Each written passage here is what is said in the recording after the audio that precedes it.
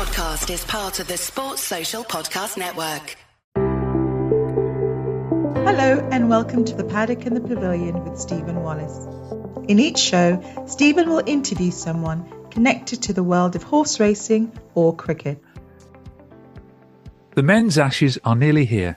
Battle is due to commence between England and Australia, the world's oldest cricketing rivals, later this week at Edgbaston on June the 16th. England and Australia will be playing a 5-match series in less than 7 weeks. The Paddock and the Pavilion will be hosting their own 3-match series with 2 Englishmen and 1 Australian over the next 2 days. Rick McCosker, Dennis Amiss and Richard Ellison will be recalling their memories of the Ashes, as well as giving their thoughts on this much-anticipated Test series. I also tested their memory with a quiz about their own Ashes career. Opening the series, as he did for Australia, is Rick McCosker. Rick was a regular for his country during the 1970s in a powerful side which included the Chappell brothers, Ian and Greg, Rodney Marsh, Dennis Lillee and Jeff Thomson. Let's hear Rick's memories of the Ashes. Hello, Rick. Thanks for joining me as part of our Memories of the Ashes series. Thanks, Stephen. Yeah, pleasure. Pleasure to be with you. Well, we're going to look back at your Ashes career, focus on a few Test matches and look ahead to this summer's much-anticipated Ashes series. But I'd like to start with, can you recall your first Ashes memory? I can recall it quite clearly, actually, even though I was only about 7 or 8 years old. But first of all, we used to play Test matches in our backyard. At this point in time, we were living on a farm, sheep farm, and we used to play, myself and my brother used to play Test matches, and we used to toss the bat, and whoever won the toss was Australia, and whoever lost was England, of course. That's just the way we were growing up. But more importantly, I remember when the Ashes were on, it was always at night time when the Ashes were in England. It was night time in Australia. And it was the middle of winter and freezing cold at our farm. So Mum and Dad would listen to the radio broadcast with an old battery wireless in the kitchen of our farmhouse with the fire roaring away. It was the only way you could keep warm. So my brother and I I was about 8, he was about 7. And if we behaved ourselves, we could stay up at least until lunchtime. So that was the first session, which would finish around about, it's either 10 o'clock or 10:30 p.m. our time. So at lunchtime we were shoved off to bed. But Mum and Dad used to have a mattress down on the floor of the kitchen and would on and off be watching or listening to the Test match all the way through. So yeah, so it was there. It was in our home, and so that was my first memories of it. So what series would that have been then when you were about 7? I couldn't tell you. Sometime in the 50s. So yeah, it would have been mid-50s sometime. I'm not sure what the series was. I can't remember much about it except listening to this radio and all the static on the radio and just the sound effects, which I found out later wasn't the actual ball hitting the bat, as we found out. Alan McGilvray and Johnny Moyes in the studio making these noises. But anyway, it sounded good. When you played your first Test match, was that the first Test match you'd seen live? No, actually, I went one day to a Sydney Test, the SCG. Again, it was back in the early 60s. I was still living in my hometown at that stage, but I had come down to Sydney to play tennis at White City, and a friend of our families took me out to the SCG for one day of the SCG Test.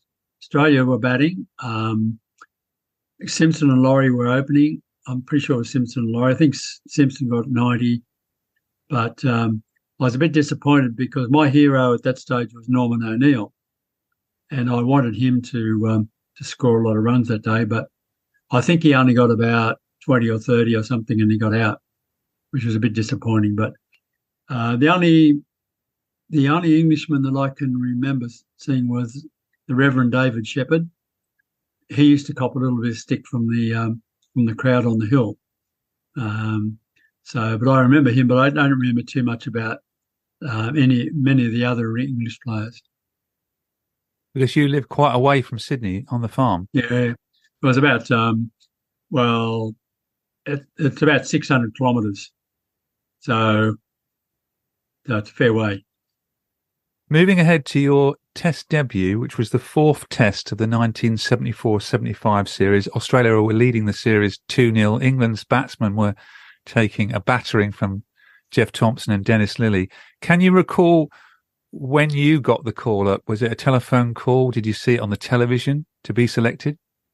No, it wasn't. I was actually playing a grade game for my club in Sydney, and one of the opposition was a guy called John Benno, Richie's brother. We were actually playing against him, but he was a journalist, and John had got the news, and so he was the first to tell me. I think we might have gone off the field at afternoon tea or something like that, and I think he told me then. So that's when I heard. Well, you made your debut on the 4th of January, 1975. Australia... 11:30. 11:30? At 11:30 in the morning. Oh, you remember it well. Very well, yeah. What did it mean then to be selected for Australia on your Test against England? Yeah. It was absolutely the most wonderful thing I could have imagined in my cricket career, because having been brought up with being well aware of the Ashes, my mother was English, and she'd come out to Australia after the war, and so I'd always been well aware of the rivalry between England and Australia, and so to me, playing for my country, but my first Test being an Ashes Test, and more importantly, it was on the Sydney Cricket Ground, so that's about absolutely best it could possibly have been. So I was pretty happy with that. Well, the game went well for you. I mean, I say Australia won the toss. You're opening with Ian Redpath, and you score 80. Yeah, it was just one of those days. I've often said when I've been asked a question about my first Test, I often said I high regard for the selectors, because they selected me at exactly the right time, and I'd had a couple of pretty good seasons, and I'd had a really good season leading up to that. And so I had a lot of confidence, and the Sydney Cricket Ground was my home ground. Loved playing there, and I was in a very good, solid team that had been together for quite some time, apart from Wally Edwards, who unfortunately had been left out, and that was my opportunity. So I was fortunate that everything went my way. It was a good batting wicket. I was batting with two absolutely fantastic batsmen in Ian Redpath and Ian Chappell, and that was the first time I'd batted with both of those guys. But it was just wonderful to be up the other end to those guys, and batting on the Sydney Cricket Ground, a full house crowd, because I was the new guy on the block in the team. The crowd was with me, and obviously against anything the English team did. So that all helped, and I really had no idea how many runs I'd scored. I wasn't looking at the scoreboard. I made a decision not to look at the scoreboard, and so I didn't know that I was 80. Played a bit of a rash shot off Tony Gregg, and I was caught behind. So when I walked off, and I heard the crowd, and it was then that I realised that realised this was a combination of a dream, and I realised that this is fantastic, and I want more of this. One game is not going to be enough. I want I want more. So that was the feeling I had during that game. Well, you were playing probably for the best team in the world at the time. Did you feel that England, they'd taken a battering in the first 3 games, were a side under pressure? Yeah, they were. And obviously, their batsmen were under pressure, but they still had a good bowling attack, and that was we still had to bat well and score runs, and to allow our bowlers to do their work. So, but when I got into that side, I knew that there was only one spot available to me, and that was to open the innings, even though I hadn't done it since for many, many years. But when you had Ian Chappell at 3, Greg Chappell at 4, Ross Edwards at 5, and Doug Walters at 6, that's a pretty good batting lineup. So I knew there was only one spot there for me. So I was quite happy with that. Yeah, it's a pretty good side when you've then got the bowling attack of Thomson, Lillee, Max Walker, Ashley Mallett, and Rod Marsh as wicketkeeper. So it was good. It was a good all-round team. Well, you won that test by 171 runs. You went on to win the series 4-1. You then came on the 1975 tour of England. That must have been a thrill to be touring England as well. Yeah, absolutely. That was. I was really excited about touring. Firstly, because I was going to England. Secondly, because it was the very first limited over World Cup, and we were involved in that first before we played the Ashes. But just to play an Ashes series in England, that was wonderful, and because I had an auntie that my mum's sister still lived in England, and when I had a day off or a game off, she would take me around and we'd do the tourist bit. So I got to see quite a bit of England. And so, apart from the cricket, it was a wonderful tour. Well, you had time to do that in those days. They don't tour about now, do they? No, they don't. We generally had Sundays off because England would play their county one-day games or Sunday League or whatever they called it. So we didn't have. We used to have Sunday off, but then occasionally you would get a game off, but. It was just one of those beautiful English summers. It was hot and dry, and almost all of the wickets we played on were fantastic batting wickets. The outfields were fast, and it was perfect to be an opening batsman. So couldn't have picked a better time. Well, you won the first test at Edgbaston by an innings. I'd like to focus a little bit on the second test, which was at Lord's, a game that myself, my parents, and my brother went to. And what was the feeling as an Australian playing a Lord's test match? Pretty special. But I was a bit surprised actually at the conditions of the members area, the players' facilities, and the actual ground itself, because I didn't realise what such a big slope it had from one side to the other. I hadn't realised that.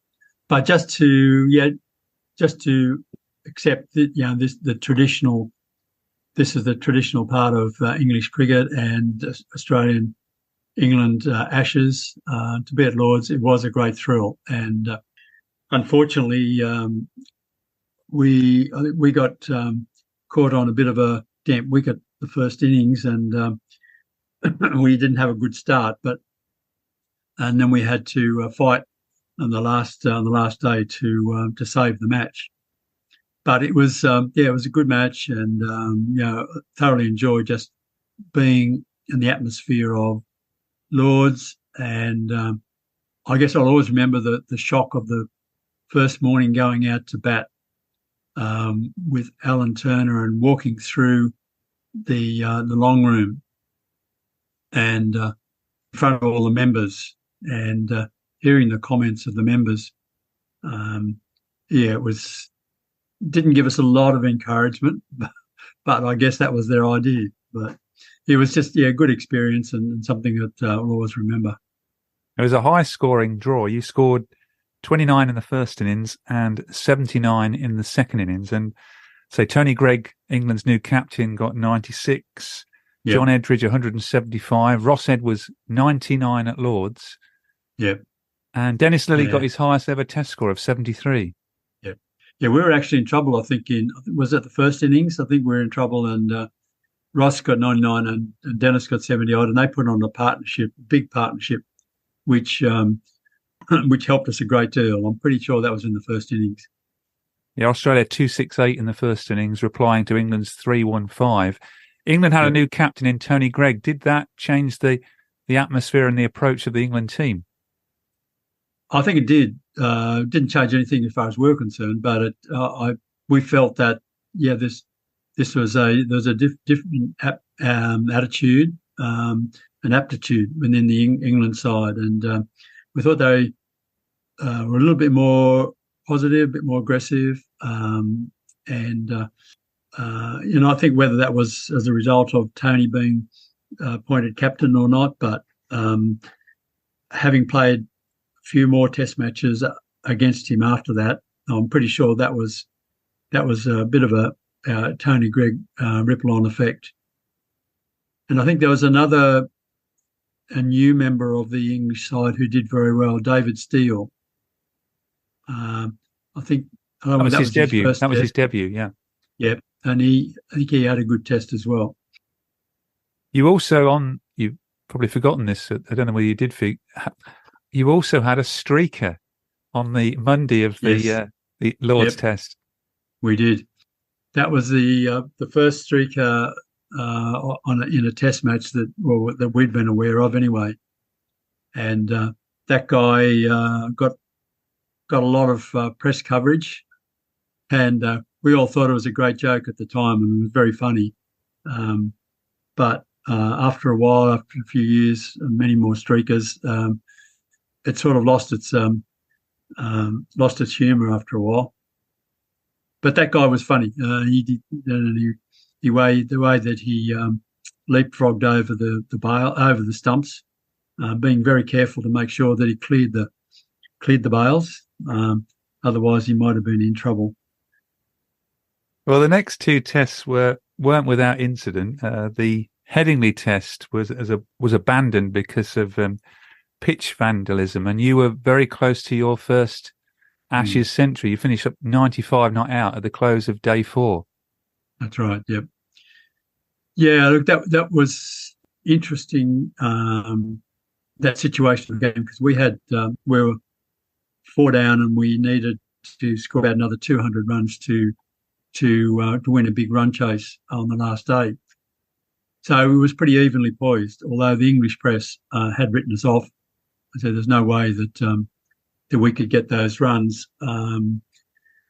But we felt confident. I think I was 95 and Doug Walters was, I think, about 28 not out, something like that, and batting really well. So we were confident we could get the runs. But it wasn't to be. And we found out early next morning. Ian Chappell had a call from the umpires, and he and Tony Gregg went down to the ground and saw the state of the ground, state of the wicket, and so Ian came back and said, "Well, we can go back to bed because there's going to be no more cricket." So, and that was that. But as it turned out, we would not have got a result anyway, because about quarter of an hour after play was due to start, started to rain, and it rained for about the next couple of days. It didn't stop. So we wouldn't have got that last day in anyway. You did get your first Test century, though, in the next Test, a 6-day Test. I'd love to see a 6-day Test these days. They need 3 innings, I think. And you got 127. That's right, yeah. Yeah, as I said before, the weather and the wickets were just perfectly suited to batting, and particularly opening the batting. And I was fortunate that it was my day. Had a long innings with Ian. I think Alan Turner got out in the second over. I think Ian was in on the second over, and we batted for the rest of the day. And that was great. I really enjoyed not only getting 100 myself, but batting in a double century partnership with Ian. And it was thoroughly enjoyable. But I still remember being on 96 and Chris Old bowling a short one, and I pulled it in front of square leg for 4, and Ian came up to me and he said, yeah, when the ball was halfway down the wicket, you had a big grin on your face. So, we both knew that, that was going to be 4. So that got me to 100, and it was a wonderful feeling. 2 years later, you were back playing Test cricket against England. I say the 75 series, Australia won 1-0.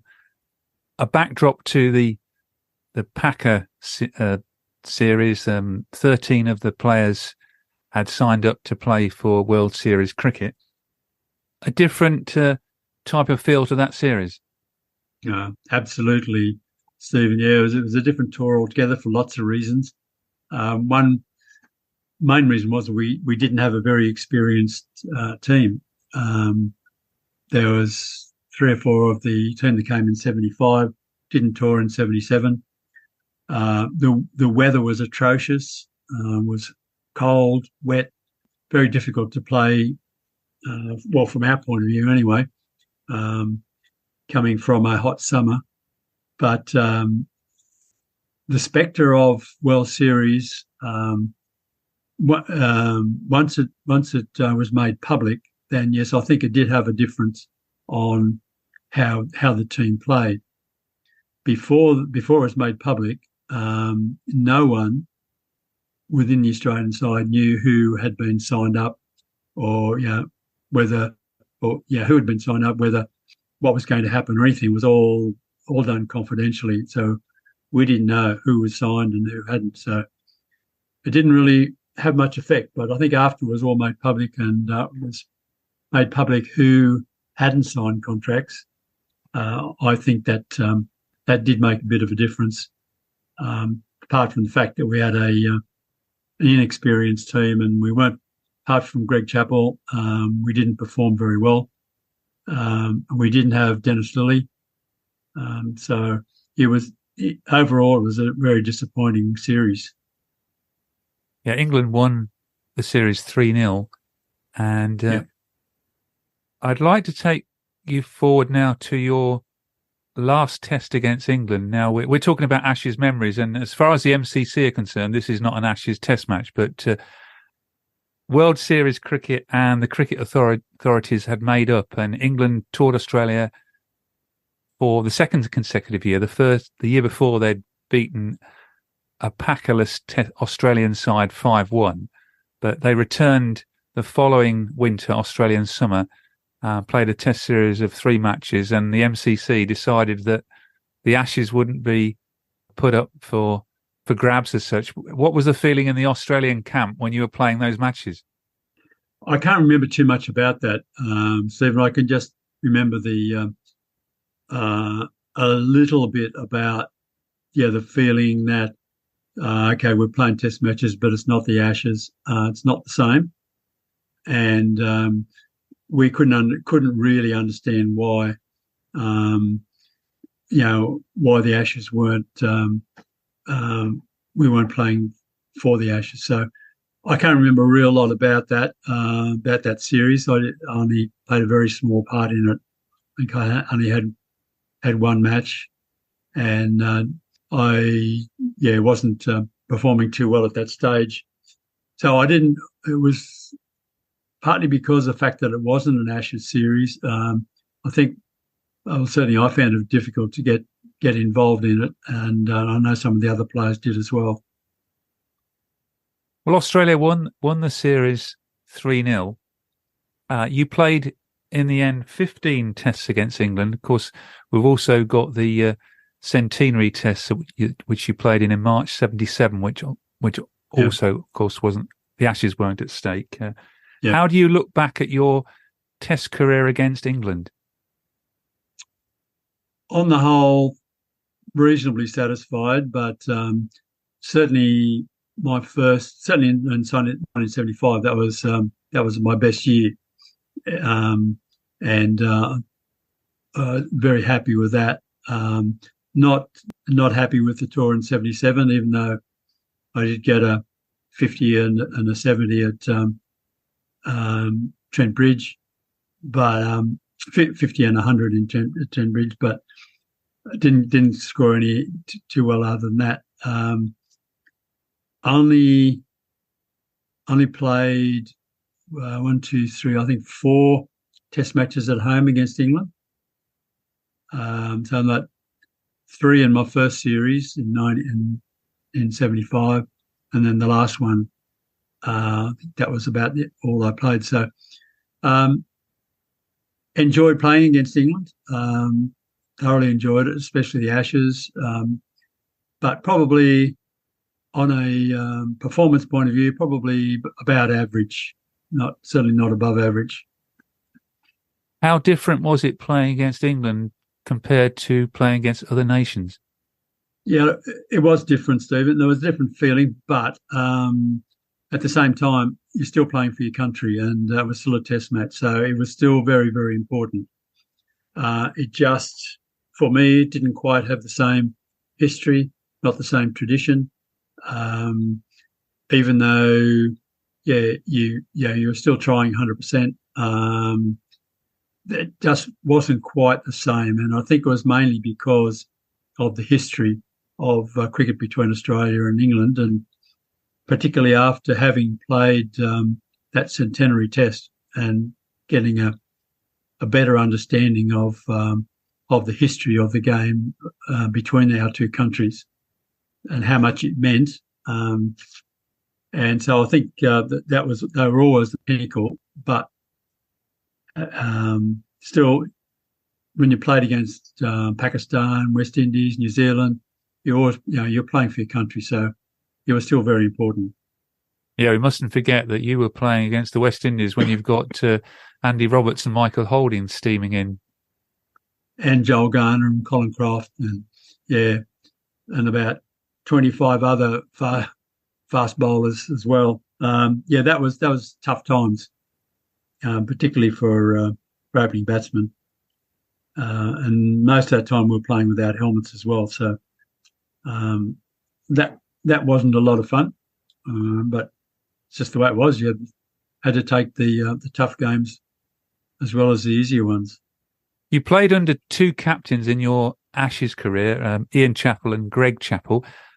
Yep. How did the two of them compare as captains? Like chalk and cheese? Yeah, look, I've often been asked that question, and I've found through experience that, and my experience anyway, that Ian was the best captain I played under, and a better captain than Greg for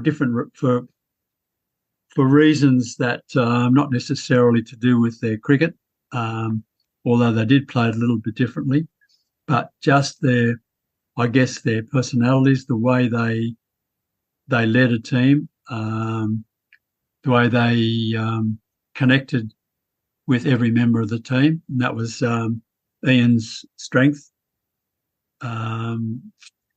Whereas Greg was a brilliant batsman, and it was more of trying to lead by example, and okay, I can do this, so you guys need to be able to do this as well. But we couldn't do it the way he did. Ian at the other end was always challenging the opposition. He was a better reader of the game, understood the game itself, understood his players, understood the team, and he could read the game better. So all of those things considered, I've always felt that he was a better captain. In our second Memories of the Ashes series, I spoke to Dennis Amiss, who played Ashes tests between 1968 and 1977. In this clip, the former England opener remembers the first test of the dramatic test series down under at Brisbane in November 1974. It was a bad start. You wanted to play them on a flat wicket, but they knew where to play us in the first test match at Brisbane. They always do. And it can be a really difficult wicket to play, especially against two bowlers like that, two very fast bowlers, and strong. You had to be strong as well to do what they did. So life didn't get off to a great start in that series. Remember, you can follow the Paddock and the Pavilion on Twitter, Facebook and Instagram at the Pad and Pav. Right, before we move on to just a chat about the 2023 Ashes series, I was going to test your memory. I've got a few questions to ask about Rick McCosker's Test career here. So I didn't put this in the brief, so you didn't know this was coming. So I've only got you 6 questions. I'm pretty sure you'll get quite a few of these right, but no, I don't know. Well, here goes anyway. It's a quiz. It's a quiz, is it? Yeah. Oh. On your Test debut, who got 5 wickets for England in the first innings? First innings. Was it Jeff Arnold? Jeff Arnold. That's correct. Yeah. Right. Second question. Which England player made his Test debut in your last Test at the MCG 1980? I told you I couldn't remember much about that Test match. No, you said. I can give you a clue. No, it's a batsman. Batsman, no, 1980. No, I wouldn't have a clue. That's Wayne Larkins. Okay, yeah. Right. You could be right. Yeah. I've looked it up, so I am right. The third right. Question: Who? And I didn't know this answer myself until I looked it up. You'll know this one. Who did you open with at Headingley in 1975? At Headingley? Yeah. In the Test match, was Rod Marsh. Yeah. Why was he opening? I think because on that, for some reason or other, the selectors only selected 2 openers, myself and Alan Turner. And I think Alan was injured. And we had no other specialist opening batsman. So I think Rod, being Rod, volunteered to open. Well, you got that right. Which batsman gave you your first Ashes catch? I'm thinking possibly Colin Cowdrey. That's correct. Caught off Jeff Thomson's bowling. Yep, yeah. A poor keeper.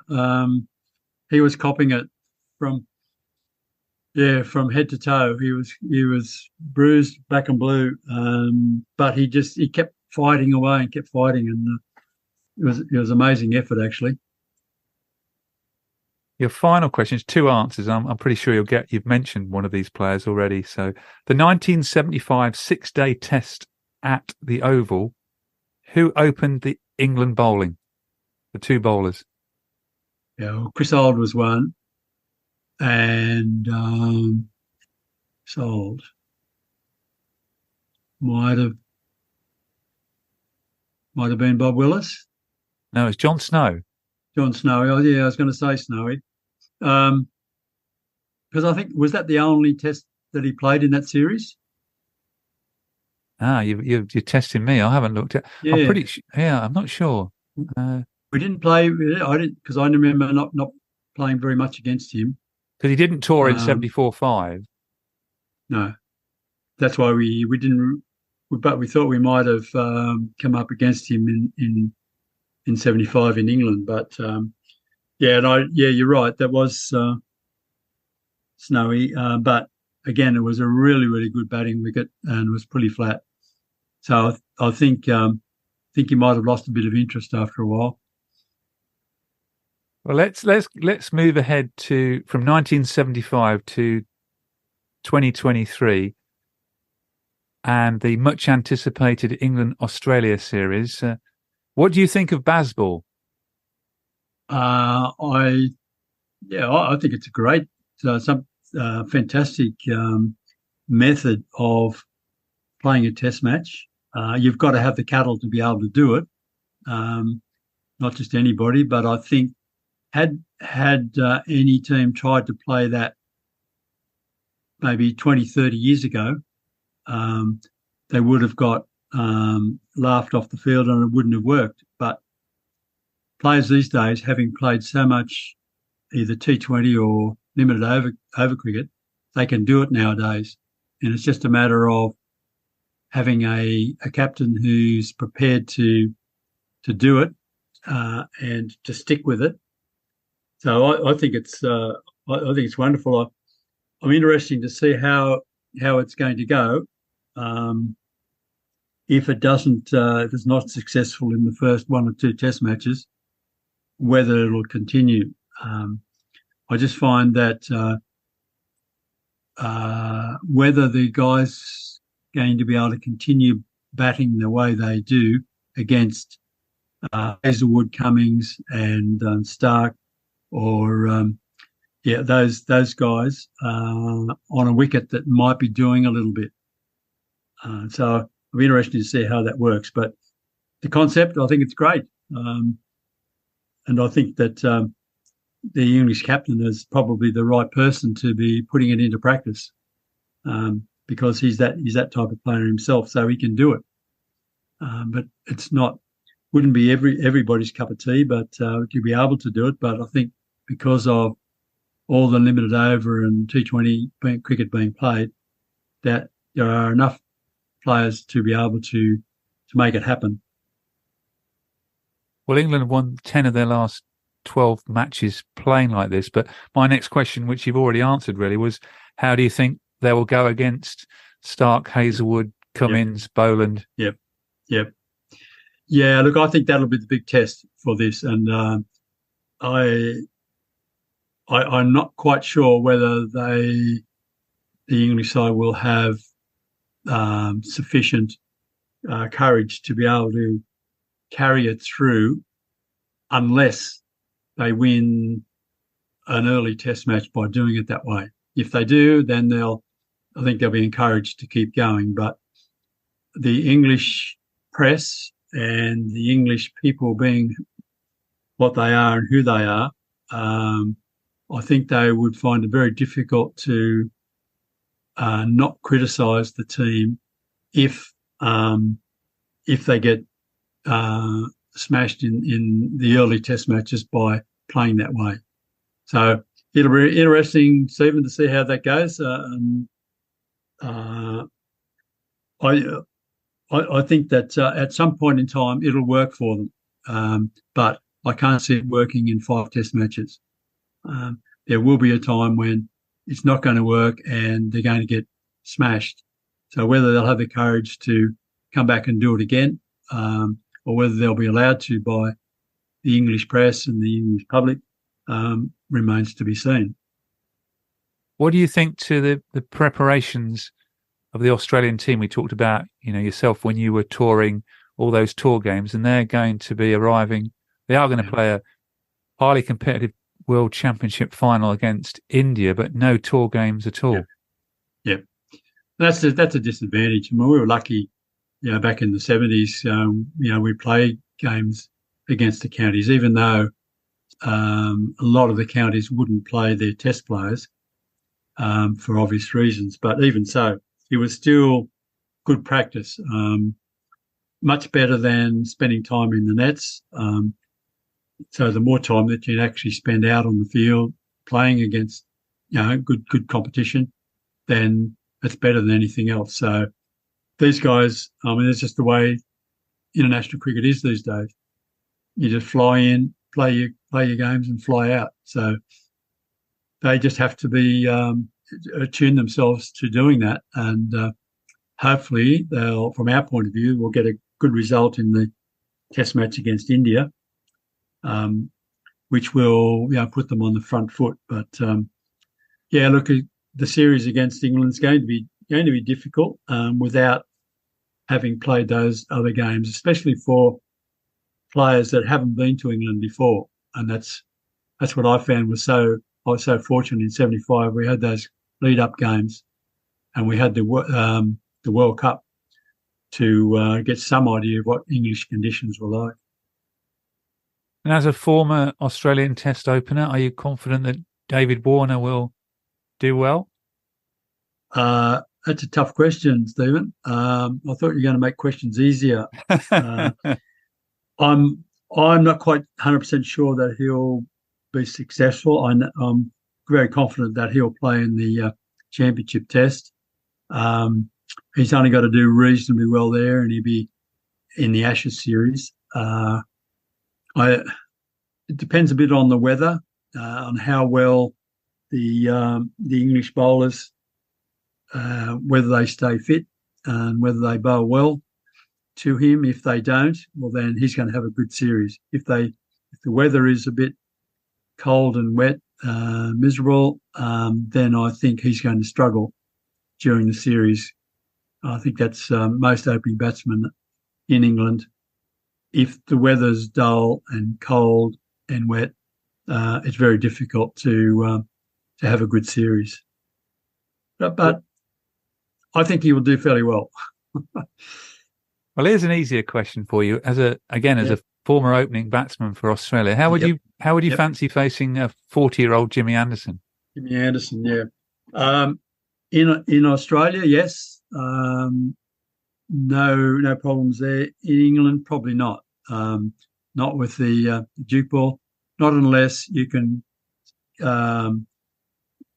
say to me that we can provide a summer like 1975 for you, where the wickets are the flat, it's hot and dry, and with Jimmy Anderson being 40, I'll be quite happy to bat against him then. But under his conditions, no thanks.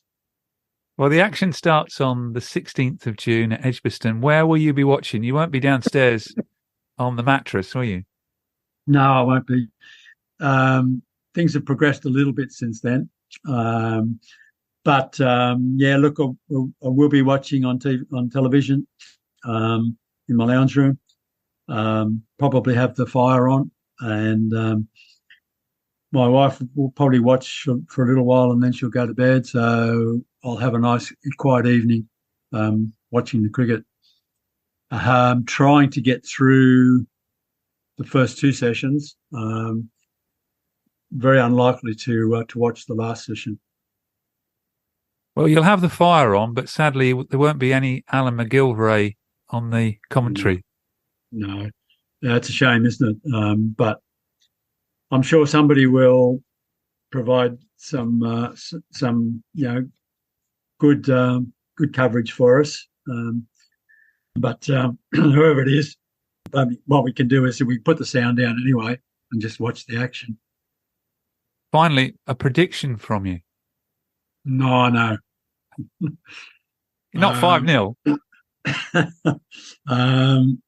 I could. I'm not a test off spinner who's quite happy to predict 5-0. I understand what he's saying, that you go into every test match assuming that you're going to win it and playing accordingly. But realistically, I could see Australia winning 2-1. Don't ask me to predict which grounds they're going to win on or which they're going to lose on. I predict 2-1 to Australia. Right, okay. Well, there's going to be 2 draws. It must be a wet summer then. Well, we've had a lot of rain already, so. Yeah. I don't trust the English summer. Well, thank you very much, Rick, for looking back at your Ashes test, and including one test that officially wasn't an Ashes test, but we'll forget that. And right. Thank you again for being on the Paddock and the Pavilion. Okay, thanks, Stephen. And it's been hard work trying to recall back that far, but hopefully we did okay. I think you've got a good memory, actually. Well, there are the good things you remember, the not so good things. Sometimes you remember as well, but you try to forget, but sometimes you can't. Well, you did well in the quiz anyway, so. Thank you very much. But I can very unfortunately remember the day, Trent Bridge, first day, and dropped Jeffrey Boycott at second slip. And he went on to score 100. And Alan Knott got 100. England won that test match. And Jeff Boycott went on to get another 100 in the Leeds Test, and they're bad memories. But on a positive note to end, you made your Test debut on the 4th of January 1975 at the Sydney Cricket Ground, and you scored 80. Yep, thank you.